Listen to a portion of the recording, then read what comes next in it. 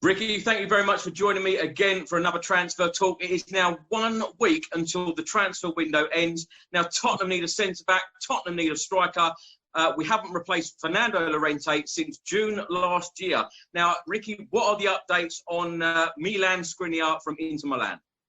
Yeah, as things stand, I think it's very important to put this out there. We're recording on Monday afternoon, the 28th of September. As things stand, apparently there's still a difference in valuation between Spurs and Inter Milan of around 15 million euros. I think there's definitely a case where Milan want to get the deal done. Tottenham want to get the deal done. It's now a case of where we're just having to maybe try and find a compromise in the middle. And, I think it's worth noting there may still be some money that's still to be owed to Tottenham with the Christian Eriksen transfer to Inter Milan. So I think it's worth bearing that in mind. The player was in the squad at the weekend for Milan's game against Fiorentina. So that's something to note. He wasn't involved.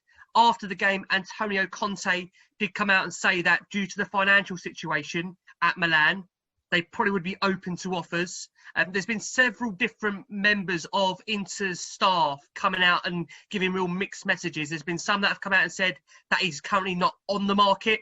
You've then had the manager then come out and pretty much kind of go the opposite way on that. So I think like all these kind of transfers that are done as we tick down to the end of the window, there's a deal to be done if the money is right. We know he's Jose Mourinho's #1 defensive target. He tried to sign him at Manchester United, so he's a very, very keen admirer of Škriniar. And I would be surprised now, with 7 days left, if Tottenham don't get this transfer done, purely on the basis that it is the man Mourinho wants. And of course, Spurs' other previous centre-back target, Diaz, has now agreed terms with Manchester City. So that is that player off the table. As we understand at the moment, also Juan Foyth is also in talks about a potential move to Valencia. So it's worth bearing in mind that if Tottenham are willing to allow Foyth to move on, if Diaz is no longer an option, then you would imagine Škriniar will potentially happen, hopefully, before the deadline. Ricky, you mentioned there, after the Inter game at the weekend, Antonio Conte said that, if a good offer came in from Tottenham or indeed another club, that they would have to accept it because of their financial situation. But before the game, the sporting director said that he isn't for sale. Is this just, mixed messages from them? Is it them playing the game, wanting to get this deal done with Tottenham and Tottenham to pay more money? Is that the reasoning?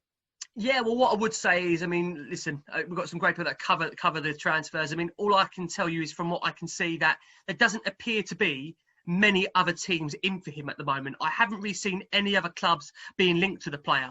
And I just think it just comes down to really the money. That's always going to come down to if the fee is right on both sides, we'll get the deal done.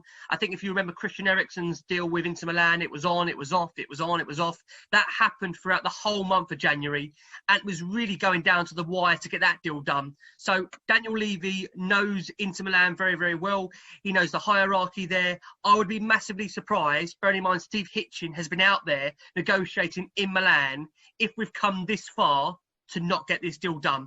But it is Tottenham. It is the transfer window. Anything can happen. I must make that point that if Tottenham link with a player now, it doesn't necessarily mean they're going to pull that deal off come the end of the window. So everything points towards a positive conclusion, but it is Tottenham Hotspur. Ricky, from what you understand at the moment, if this deal doesn't get done for Škriniar, are we looking at any other centre-backs? Well, the only other options that were kind of being linked out there for Tottenham were, obviously Ruben Diaz of Benfica. Now, obviously, he has agreed terms with Manchester City. And as far as we know, that move is pretty much all but concluded. So there's a lot of pressure now, I think, on Daniel Levy to get this deal done, purely because it is Jose Mourinho's #1 target. And from what I can again see out there, there's not been too many other links to any other transfer targets in the centre-back area. So it does get the feeling like it's Škriniar or bust. And that's a worry because, if we're talking about a matter of millions here, a couple of million, obviously in the grand scheme of things, in the real world, not the footballing world, that's a lot of money, a couple of million. But if we're talking about it in the footballing world, this deal should happen. It has to happen for Jose Mourinho. I think if anyone watched that game at the weekend with Spurs, there's still a massive concern at centre-half. There is, whether it's Davinson Sanchez, whether it's Eric Dyer, whether Toby Alderweireld's coming back into that team. Personally, I'm not too crazy about all three of them. I think they've all got problems within them. I think Toby's lost a yard of pace. I think Sanchez has got a ricket in him. I think Eric Dyer wants to be a centre-back, but isn't good enough to be a centre-back. So, one, like I say, with Škriniar, we hope it happens. I don't think one's even enough, Chris. But listen, let's hope we get it over the line. But it's still a lot to play out, I think. You know, we're not at a point yet where medicals are taking place. As we understand, the player has already consented that he wants to join Tottenham. He's agreed upon that. He wants to join Jose Mourinho's side. He's a big fan of Mourinho. I think he likes the idea of coming to London, working at a club like Tottenham, playing at a club like Tottenham. So everything points towards a positive conclusion, provided we can get the negotiations sorted and get the fee agreed. And of course, that is always the biggest part of any transfer, that fee that we need to get sorted out. Are you feeling positive? Well, it's Tottenham, it's Daniel Levy, it's a week to go. I mean, Chris, we're about to come on to a striker that we haven't got yet. We've waited for a striker for how long since Llorente? So to answer your question, I'm never that positive until the player is holding the shirt. So until he's holding the shirt, he's not a Tottenham player, he's an Inter Milan player, and there's still negotiations to be done. Ricky, as I mentioned at the start of the video, we released Fernando Llorente on the 7th of June 2019. Crazy. 15 months ago, we have not replaced a striker. We have had injuries galore last season. Harry Kane, of course, spent time out. Heung-min Son spent time out. Heung-min Son now, after Sunday's game, has a hamstring injury. At this point of time, we don't know how long he's going to be out for.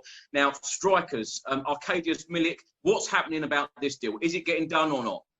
Well, the Milik transfer is a really interesting one, because I think there's definitely a feeling that it's the player's agent that is really trying to push this move.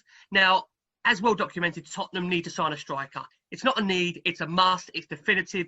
We've needed a striker since you said there, Chris. We let Llorente go, 15 months ago. It's been criminal, and you cannot undermine the fact that Tottenham, to not have a recognised second striker to either challenge Harry Kane or to compete with Harry Kane as the number one spot, for me is quite unbelievable. You look at the clubs all around Europe, you look at it in the Premier League, Manchester United, Chelsea, Arsenal, Liverpool, all these teams have more than just the one recognised striker.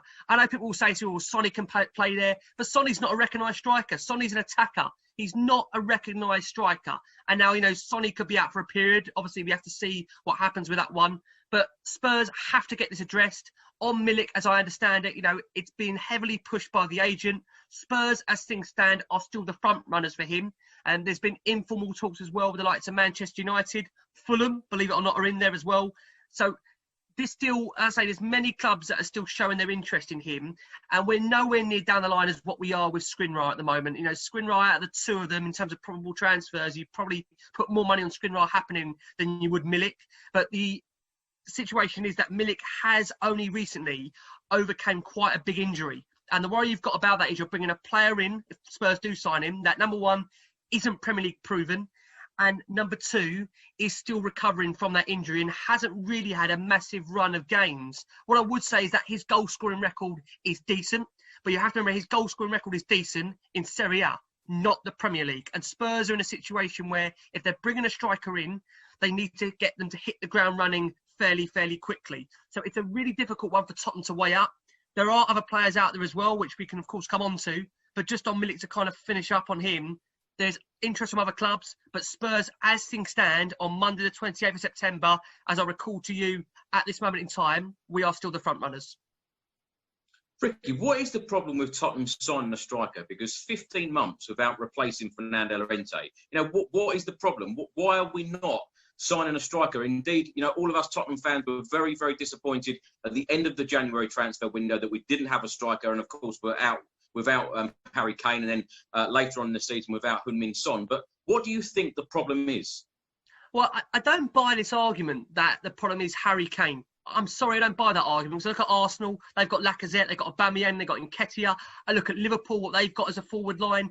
City, Chelsea. Chelsea just got Werner in, for God's sake, in the summer. They've still got Tammy Abraham there. They've still got Olivier Giroud there. They've not found a problem. So I don't buy the fact that it's Harry Kane the problem why we can't sign a striker. The reality is Spurs, I don't think, want to pay a premium amount of money for a striker to come and sit on the bench. But the reality is, if you want to be a top-class team and you want to act like a top-class club, you've got to pay the wages and you've got to bring in the right striker. Now, we're going to have a debate about who that striker is. But for me, I'd rather see Spurs go for a Premier League proven striker, the likes of a Danny Ings, the likes of a Raul Jimenez. Do I see those two happening? No, I don't. Because I think, if you are the manager of Wolves or if you're the manager of Southampton and those hierarchies, actually permit those players to leave, you're almost throwing your manager under the bus. You're letting your two most potent strikers go I just can't see a deal for either of those happening. And the way that Milik deal is attractive is because purely the player wants to go, Napoli want to sell him, and Spurs need a striker. That's why the Milik deal makes sense. But if you're asking me why we're struggling to try and get a striker on board, it's on the basis that, number one, we don't want to spend a huge amount of money. And number two, we want to get a striker in that is happy enough to sit on the bench, compete with Harry Kane. And like I say, when you weigh into it the money, the wages, the fee, that has always been Tottenham's biggest problem. It does appear at the moment that they're showing really strong interest in Josh King of Bournemouth. Again, people have reservations whether that player is good enough for Tottenham. We've had no second striker for, like you've said, over 15 months. It's sad that I'm saying that we should be accepting anyone right now, because we shouldn't. We're Tottenham Hotspur Football Club. We've got high ambitions. We want to aim to be the top club, always in London, try and aim to be the best we possibly can in the Premier League, in Europe, or every competition we go in for. So as things stand, it looks like Josh King is a potential goer. Is he the man I would probably want? Not really for me. I think we should be higher up another bracket than Josh King. But time is ticking. We're a week left. We haven't got much time, Chris. As time is ticking, I see more and more reports about Christian Benteke possibly joining Spurs. What are your thoughts on that? No, I did see that link today. I mean, as far as I understand, that one's not going to happen. No, all joking aside, I think Mourinho did like the player in his younger days. But, I mean, I think Benteke, the last 6 to 12 months, I mean, his form has been nowhere near the grade, has it really? I mean, you're bringing a player in that's probably already low on confidence because of his goal-scoring form. And then when you say to him, you're not going to get that many games, I just think that can't happen. Christian Benteke, no offence to the guy, listen, wish him all the best, but I wouldn't want him anywhere near Tottenham. And I don't think Tottenham's the right move for him either, if I'm being honest with you. I mean, it might be from a financial perspective, it might be. It's a step up in club, don't get me wrong.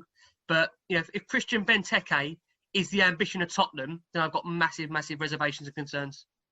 Do you remember what you said to me back in January? Beggars can't be choosers. I think I'd also say to you, Chris, I'd take anyone, but I thought within reason. I mean, if I've got to sit there if I've got to sit there on deadline day and make my mind up between either Christian Benteke or Troy Deeney, then we are in dire straits. Pardon the pun on Eric Dyer. How would you feel, Ricky, as a Tottenham fan? In a week's time when transfer deadline day ends and Tottenham haven't made any more signings. Of course, we've signed 5 players so far in this transfer window, including the superstar Gareth Bale until the end of this season on loan. How would you feel? Well, I mean, the reality is this: we've made some good signings. We've addressed the left back, which we've said, for a while, as Spurs fans have always been massively concerned about. We've gone and got a right back in. So you look at it and think, we've got a recognised left back, recognised right back. We've gone and sorted out the CDM. We've always said that, Spurs, we've had a massive concern about who's going to sit there, do the dirty work. Højbjerg, to be fair to him, against Newcastle, looked like he's going to be a real star for us. If he can carry on that kind of form, we've got a decent player there. Gareth Bale's a great, great signing. But we're going into yet another ending of a window where we still haven't addressed the 2 key areas, or the 2 predominant areas that Spurs had needed to. We've known for how long? 15 months we needed a second striker. And we've known for God knows how long defensively we're not strong enough. So, whilst I am happy with what we've done so far, I would still feel incredibly disappointed if the window had shut tomorrow and this is it. We desperately need a centre-half. We desperately need a striker. And if we don't get those 2 positions addressed, then for me, Spurs don't finish anywhere higher than what we did last season. And that might sound crazy, bearing in mind we've signed Bale, we've signed Reguilon, we've signed Doherty, but our squad still needs a second striker. Look at yesterday against Newcastle. I know we had that awful decision go against us with VAR and the handball, but if we get that second goal, that becomes redundant, that whole thing, because we should be 2 or 3-0 up. I think we had 14, 15 shots on goal, 13 on target. Put those away. We don't even have to talk about VAR. It's a non-incident, but it costs us the game because we don't have a striker. So to answer your question, I'm not even thinking, Chris, about not bringing in a striker and a centre-back. I can't allow myself not to think about it because it has to happen. It has to happen for Tottenham. We need to get those players in. Otherwise, it's going to be a really, really tough season. Well, it seems such a shame that we haven't brought a striker in before because, of course, Jose Mourinho, talking ahead of the Chelsea game on Tuesday night in the Carabao Cup, he's almost saying that he's going to have to sacrifice the League Cup to win the Europa League game on Thursday. That really saddens me as a fan because you know how I talk about trophies a lot of the time. Of course, our last trophy in 2008 against Chelsea in the League Cup final. So, to to not have a striker on Tuesday night and not play Harry Kane because in case we rest him for Thursday and then Sunday's game against Manchester United, it is a big shame, isn't it? It's a massive shame. It really, really is. And I don't know whether he's playing mind games there by saying that. But I mean, the reality is we have got a game on Thursday. We are going to need another team. But I'm absolutely devastated because this game, I speak to some Spurs fans. Obviously, you know, I do last one on Spurs. When I speak to fans about the Carabao Cup, again, I kind of got a mixture of reactions saying, oh, it's not the most top priority. Therefore, we don't have to put out a strong 11. But I'm thinking, we're a club that hasn't won a trophy in over a decade. You know, why do we as fans kind of, in a way, we look at that trophy and we demonise it. We kind of put it down. I can't quite understand that. I'm thinking, we haven't won a trophy in over 10 years. I know you've got that stat roll on your tongue, Chris, about to tell me again. But I can't quite get over how fans are happy and accepting of us not putting out a strong team. I understand it won't be our best 11 because we have got a crucial Europa game. And Mourinho's right. We get more money from the Europa than we do from going through to the Carabao Cup. But it is about winning trophies. And if you get that first one, as we have both said, the first one on board, the rest follow. It's massively, massively important to me to see Tottenham qualify for the next round, especially against Chelsea. I mean, I don't want to lose to Chelsea. I don't want to lose to Chelsea in the best of times, not in a cup competition. We went out to them on penalties a couple of seasons ago. I look at this Chelsea side, they can be got at. They are vulnerable from set pieces. They conceded 3 at the weekend to West Brom. Yes, they scored 3, but I tell you, if Spurs turn up, and to quote Jason McGovern, get on the front foot, start the game bright, on attack, they can be got at. I'm telling you they can be. And we have got players in that squad that can do some damage. But, it massively worries me if Harry Kane does not play, just how good this Tottenham team will be. Because to be fair to them, they started ever so quick at the weekend, ever so quick against Newcastle. If we come out like that against Chelsea, we can get a couple of goals up. We can. And then we can start to, if we need to, then bring players off. But I do want to see Spurs approach the game with the right mentality. I do want to see us put out a decent 11. But let me just say, I totally sympathise for Jose Mourinho and the battle he's up against. And quite frankly, he should not be in a position where he's only got one striker going into 4 to 5 games in the space of 7 or 8 days. It is unacceptable on all levels. And it's not his fault if Spurs do go out of any of these cup competitions this week. Completely agree. Ricky, lastly, players like Juan Foyth, who you've mentioned, being linked away. Any more news on other players like Ryan Sessegnon? There's been lots of talks about him possibly going out on loan. And then, of course, Danny Rose, Cameron Carter-Vickers, these 2 players that haven't even been given a squad number this season. Any news on their departures? Well, just firstly, Juan Foyth, it looks like he's in talks with a move to Valencia as things stand. I think the issue at the moment being is that probably Valencia would like the player on loan. Daniel Levy is very keen to get that player leaving on a permanent transfer. So again, I would expect that deal to kind of, go down to the deadline. I think Juan Foyth, it's clear that he's not part of Jose Mourinho's first team plans. We haven't seen him feature at all this season. So he's a player that I would expect to leave the club if a deal can be done. I think for the player's own mental state, even if it's a loan, let the player leave. Even if it's a loan with an obligation to buy, at least get him off the wage bill. Let someone else pay those wages. Cameron Carter-Vickers, again, another player that's been on the periphery for far too long and played really well last season on loan at Luton. Done very, very well there. Again, a player that needs to get regular first-team football. I'd be staggered if he doesn't leave the club. Paulo Gazzaniga, I think worth mentioning again. Fulham, there was some interest from Fulham also in Paulo Gazzaniga.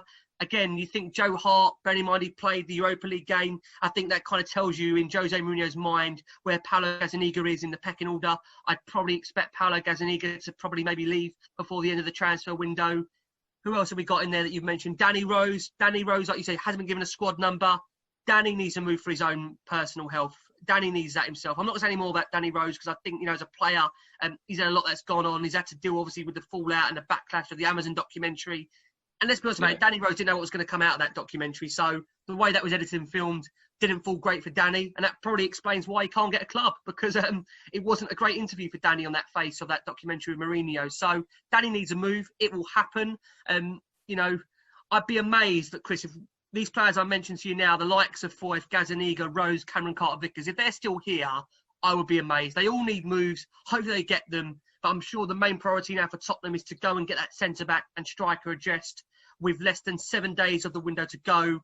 And we need to get those deals done. We have to get those deals done. It is the difference, Chris, I think, the real difference between Tottenham having a successful season or not. And I do generally mean that. I know you want trophies. We all want trophies. But if Spurs don't get those signings in, it's going to make a massive impact on Tottenham's season. So to recap, Rick, you think two more are coming in and about 4 or 5 are going out? Just to be very, very clear, I want to see... Don't put words in my mouth. Oh, the old famous saying that was. No, we want a centre-back. We want a striker. We should get a centre-back. We should get a striker. But this is Tottenham. And I have to say this very quickly. I've never known a transfer window being a Tottenham fan where we go into it and we always get at the end what we want. That's just my perception. I don't know if you're the same, Chris. Can you remember a transfer window where you've gone into it and you get exactly what you want? Have you ever had that? No. It's but the thing for me, being a Tottenham fan, you can see the problem that we've got in not having a backup striker. You know, with the amount of competitions that. Yeah, well, of course as well. But with the amount of competitions that we're in, Harry Kane cannot expect to be playing every single game. You know, you could argue that we've got lots of centre backs, so lots of centre backs could, rotate. But with Harry Kane, you can't expect him to keep playing every single match. No, you can't. And again, you got this issue now with Sonny. We're not sure how he'll be out for. You know, hopefully it's nothing serious. But until we get the announcement from either Mourinho or the club, we're a bit in the dark now in terms of what happens with regards to Son and his injury and how long that will take. So even more so, that should accelerate the need for a striker. But to come back and answer your question, do I expect to see Spurs sign a couple of players? I would expect, me personally, I would expect, whether it happens or not, that's a different thing. The market changes all the time. Other transfers dictate what can happen. Spurs should get those players over the line, but it is Tottenham. And I have to reiterate that point again, guys, not to scare you off that listen to this channel. I don't remember my time in the last 10 to 15 years where I've gone into a transfer window and I've come out thinking, right, every position we've needed to get done has been done. So let's see. I'd love to get the striker and centre-back over the line. We get those two over the line. We've had a magnificent window and it's down to Jose to then sort out the rest of what needs to be done. Well, let's hope we're all smiling, Ricky. Thank you very much for joining me in. Let's hope that you can come back on the channel in a couple of days' time and give us another update. Ricky, thank you very much. Come on, you Spurs. Come on, you Spurs.